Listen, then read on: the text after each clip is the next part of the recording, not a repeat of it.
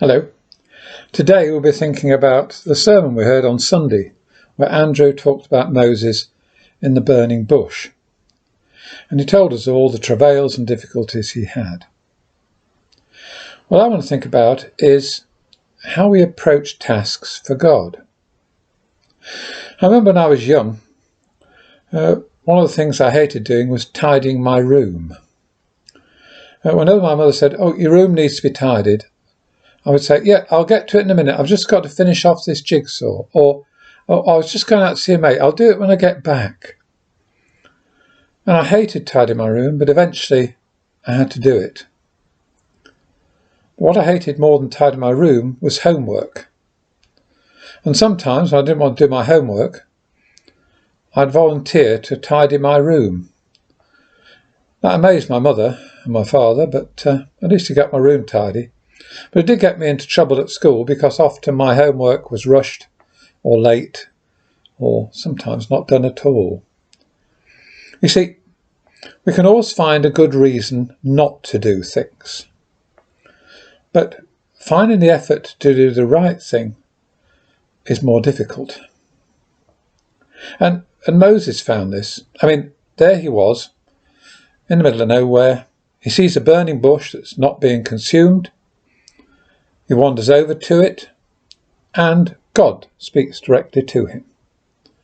And God says, "I have a task for you. I want you to go and free my people Israel, and I will be with you." But what if they won't listen to me?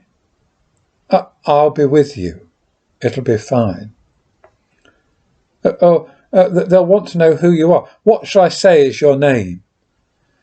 And God tells him what to say. And God gives further instructions, and Moses goes back to it, but maybe they won't pay attention to what I'm saying. I'm not very important. And God says, "What have you got in your hand?" He said, "A staff." He says, "Throw it down." And he threw it down and it turned into a snake. And he said, "Pick it up by the tip." And he picked it up by the tip and it turned back into his staff. And God was really saying, well, that's quite spectacular. That should get most people's attention, shouldn't it? Was that good enough for Moses? No, it wasn't. Still not sure, though. Your robe. Put your hand inside your robe. Put his hand inside his robe, it came out, and it was white with leprosy. Now put your hand back in your robe. And he put it back in the robe, and it was healed.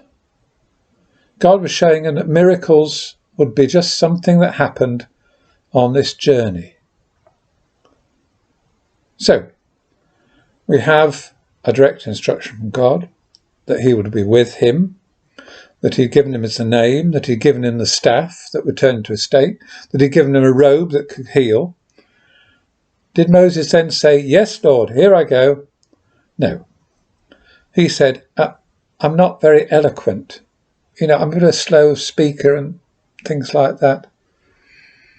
And God said, "Right," getting a little bit angry now, "take Aaron with you. He can talk all right. Now, you've got everything you need. We're going to free the people of Israel. You go off and do it."